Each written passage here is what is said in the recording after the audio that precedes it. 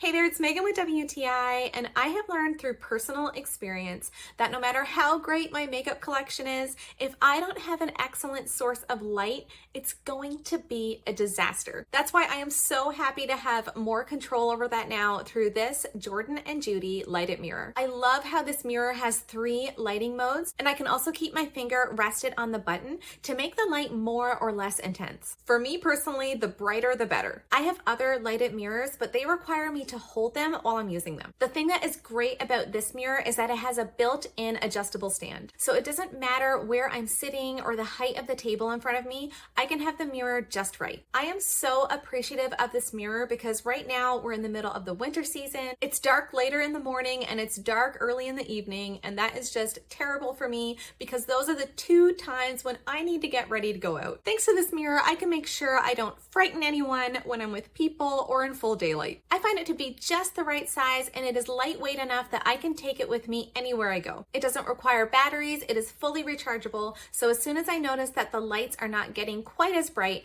I simply plug it in and it's good to go in no time. This Jordan&Judy Lighted Mirror has proven to be an essential addition to my makeup routine. And that's my point of view.